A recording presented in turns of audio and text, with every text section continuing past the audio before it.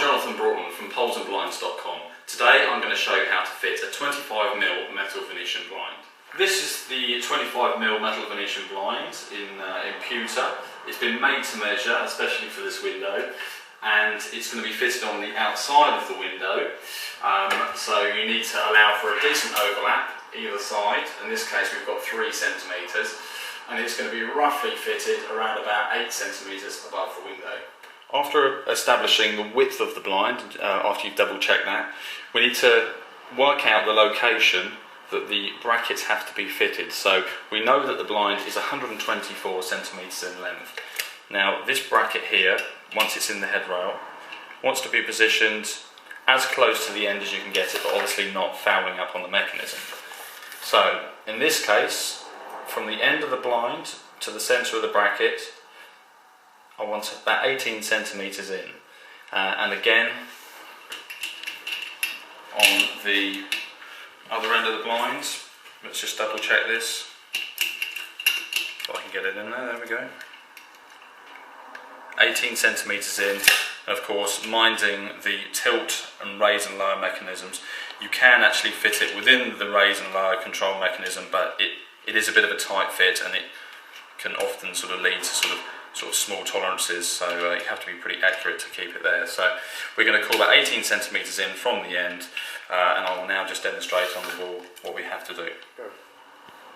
Start off by measuring the width of your headrail that you've ordered, which is the width of your window plus maybe 2 or 3 centimetres either side.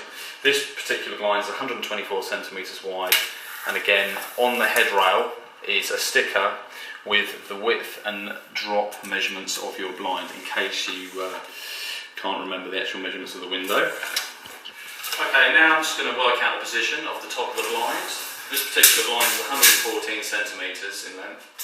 So 114 centimetres is just below the top of the sill here, just above the mastic line on the particular splashback in this kitchen.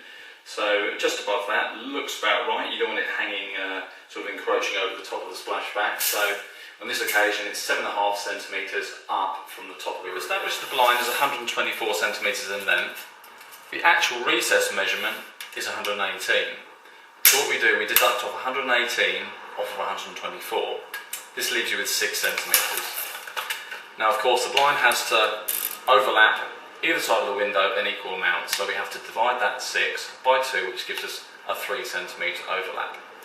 Now, as we decided we want the brackets 18 centimetres from the end of the blind, we deduct 3 centimetres off of 18, which leaves us 15 centimetres. So what I'm now going to do is line the tape up with the end of the recess and just make a small mark on the wall at 15 centimetres.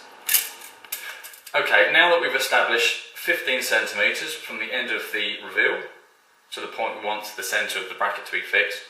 Earlier on we worked out the drop of the blind, and then we established we wanted it 7.5 centimetres to the top of the blind above the reveal. So here's our little mark, 15 centimetres from the end.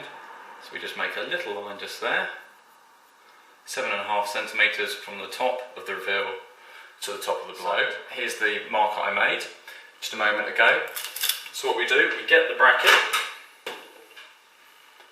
your lever lock bracket, which is supplied with the blinds, and in this case I'm just going to use the pencil on the line, offer the bracket up to it. We've got the centre of the bracket, a steady hand needed, just gently mark out the holes, obviously making sure it's level. These particular marks here will be the marks that you drill. Okay, even though we've made the marks here, what we want to do is just double check the height of the brackets over the top of the reveal, because as we know, not all windows are straight and not all ceilings or covings are straight. So if we just look here, 7.5 centimetres to the line, and what we're going to do is just measure up to the coving, and we have 21.5 centimetres to the top of the bracket.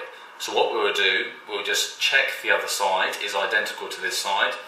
Again, 7.5 and 21.5, and then we know that the top of the reveal is straight and the ceiling is straight also. If you do have any sort of doubts about that, you can offer a spirit level up to the inside. We've established that the bracket has got to be 15 centimetres in from the end of the recess. So again, we've just got to replicate the bracket location this end as well. So 15 centimetres, we already have a mark on the wall.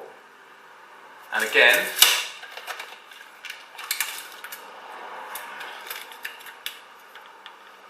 we have that 15, so we got 7.5. Of course, we've got a few marks on the wall, so be sure to measure from the correct mark. So we've got 7.5 here, from the reveal to the larger line. And again, we have 21.5 centimetres again to the larger line. So we know that both ends are the same distance down from the ceiling and up from the reveal. The pack comes with all the necessary brackets, and it also has the relevant amount of number 6 red raw plugs. So what you will need is a number 6 drill bit to get the correct size hole in your masonry wall. Obviously, the particular fitting may not suit your wall, so you'll then have to seek some advice for the particular wall you have.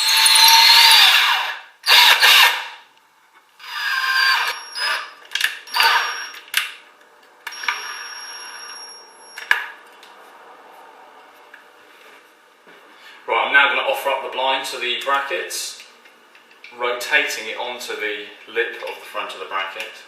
Don't worry too much at this very second about getting it exactly equal either side. You can eye it up to make sure it's level either side, or get somebody, as you're fitting it, to quickly pop the tape on there and make sure it's overlapping by 3 centimetres.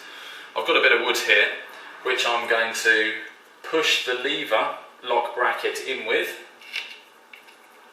to make sure it's captured. Beware, if you do use a screwdriver, you can slip and scratch the front of the painted headrail.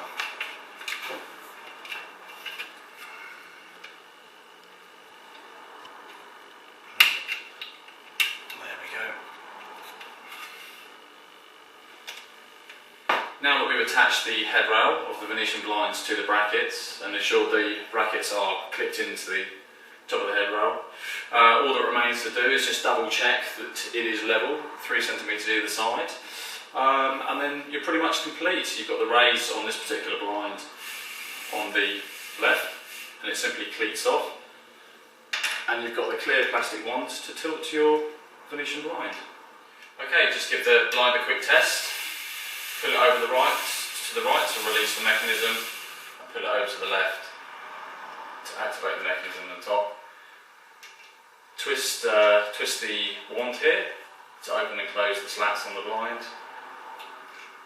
which enables you to control the light coming into the room. And also the beauty of these blinds is they can pack up extremely well, if you so wish, to the top. But in this case, we're just going to leave it a little lower, just to make that statement that you have a nice Venetian blind at your window. You can see how easy it is to fit a metal Venetian blind. For further details, visit our website, where you will find comprehensive measuring instructions and fitting instructions, and a huge range of blinds ranging from wooden Venetians, roller blinds, pleated, vertical and Romans. So visit the website, which is www.polesandblinds.com. Thank you.